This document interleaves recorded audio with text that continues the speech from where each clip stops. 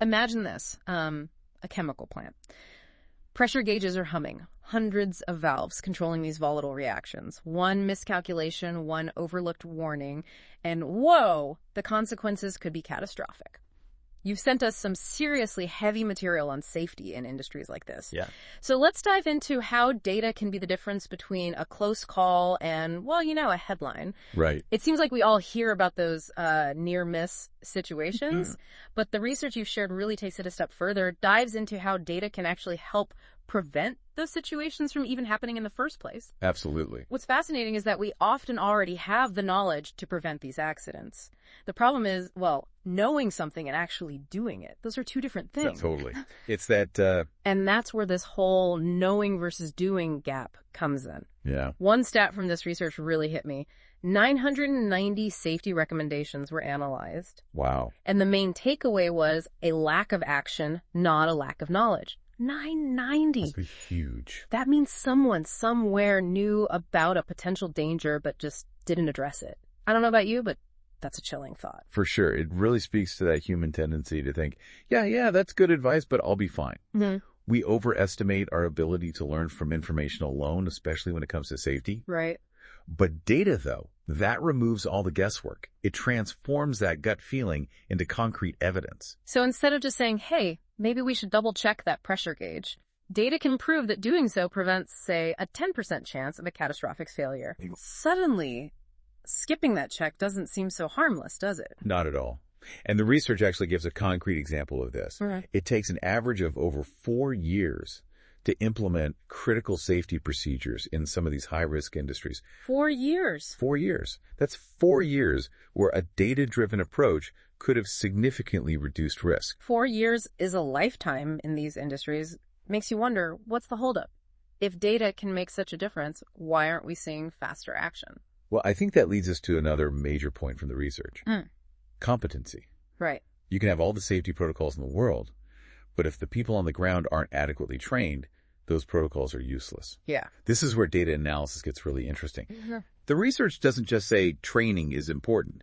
It digs into how data can identify weaknesses in training programs before they lead to accidents. Oh, interesting. So instead of generic training, data allows for these targeted improvements that address specific areas of weakness. It's like the difference between a generic safety briefing and a tailored training program designed to address the exact skills needed for a specific job. So much more targeted. Yeah. And the alternative is, well, it's downright scary.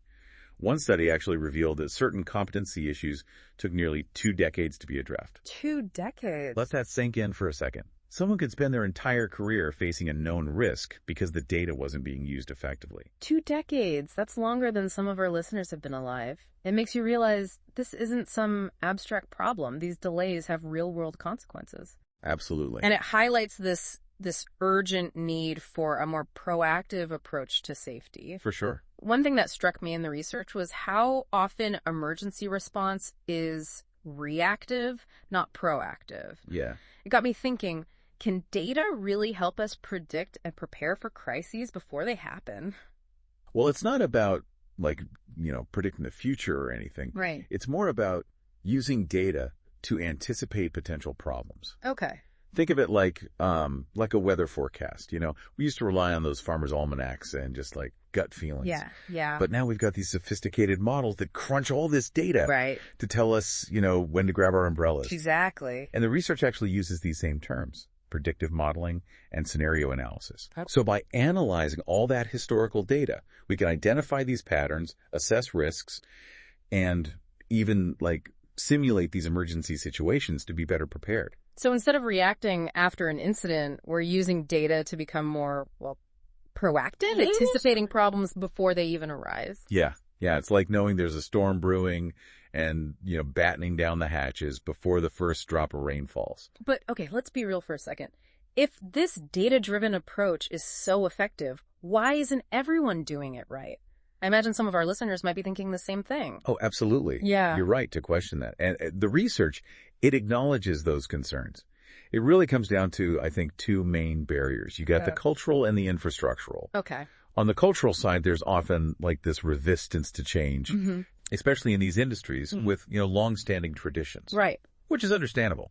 People are comfortable with what they know, Of course, of course. It's like trying to convince someone to trade in their, like, trusty old toolbox for a brand new set of, Right. high-tech gadgets. Yeah.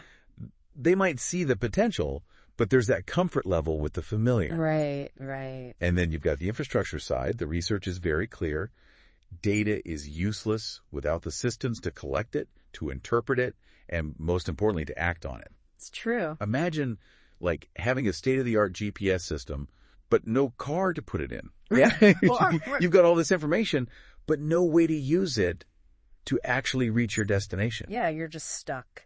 And this isn't just about, having the right technology in place. It's about fostering a culture where data is seen as an asset, not a burden. It's about having people who understand how to use data to make those informed decisions. That makes sense. And the research highlights this stark contrast between government agencies and academic institutions. Okay. Government agencies, often bogged down by bureaucracy, took an average of 7,000 days to implement data-driven solutions. Oh, wow. Academic institutions, known for their adaptability, they implemented similar solutions in less than 2 years. Wow, that's a huge difference. That's a difference of almost 19 years. It's incredible. It's a stark reminder that even with the best intentions, these bureaucratic roadblocks can significantly hinder progress, even when lives are at stake. You've hit on a crucial point. The human cost. We can talk about data and systems all day long, but at the end of the day, this is about people's lives, right? Absolutely. And the research, it really drives this home. Yeah. It cites, numerous examples where a lack of data-driven decision-making, especially in areas like competency assessment and emergency preparedness, played a significant role in these tragic accidents. And these aren't just statistics on a page. Right. These are real people, families, communities impacted by preventable incidents. That's a good point. And that's what makes this so critical. We can't wait for another tragedy to, spur action. Right, right. We have to be proactive, using data to create these safer work environments before it's too late.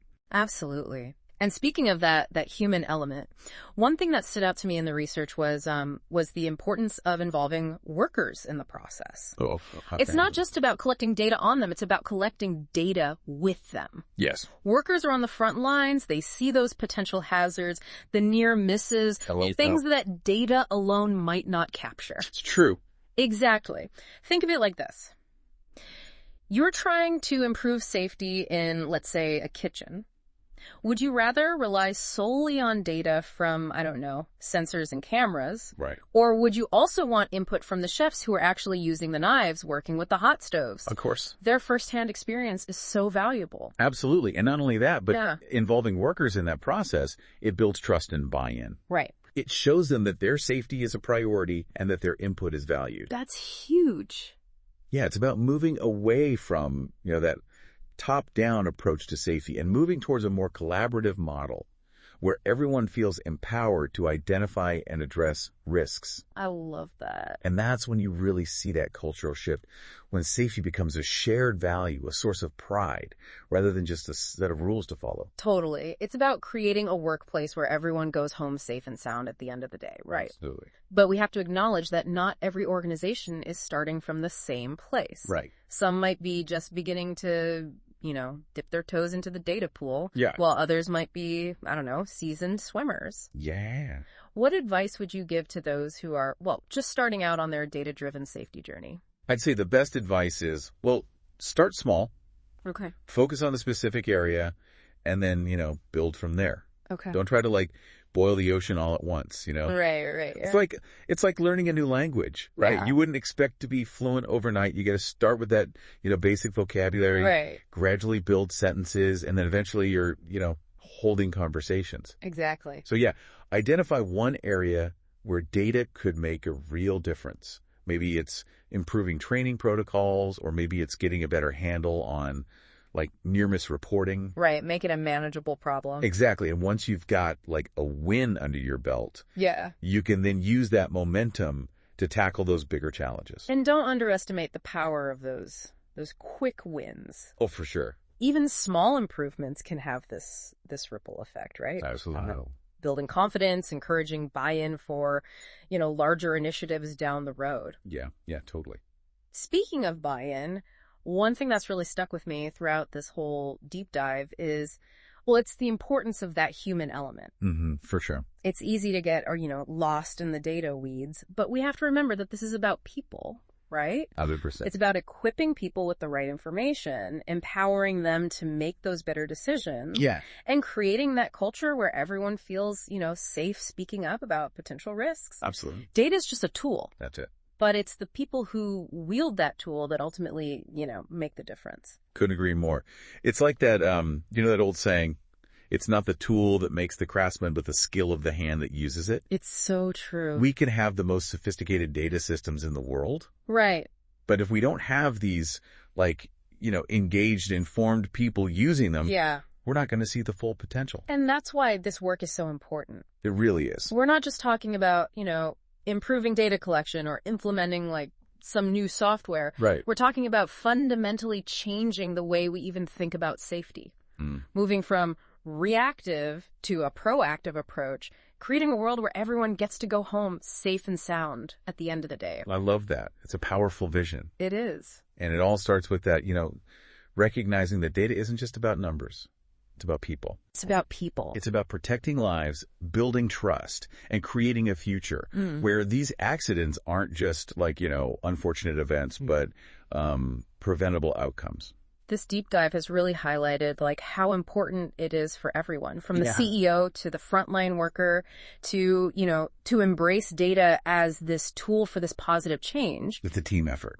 Yeah, it's not about replacing human judgment. It's about informing it, refining it, and ultimately, making safer decisions. For sure. And sometimes that's the hardest part. Yeah. It's about making those tough decisions based on what the data is telling you, even if it means challenging that status quo or going against the grain a little bit. It's brave to go against the grain, but sometimes it's what's needed. Exactly. Data gives us the evidence we need to make those informed decisions. Right. But it takes courage to act on that evidence, to push for that change, and to really champion safety, even when it's not the easy path. But the potential payoff is enormous. Yep. We've seen time and again that data-driven safety measures can save lives, can prevent injuries, create this more resilient, sustainable future for these high-risk industries. Absolutely. And that brings us to, I think, the heart of it all, Yeah. If there's one thing I hope our listener takes away from this entire deep dive, it's this.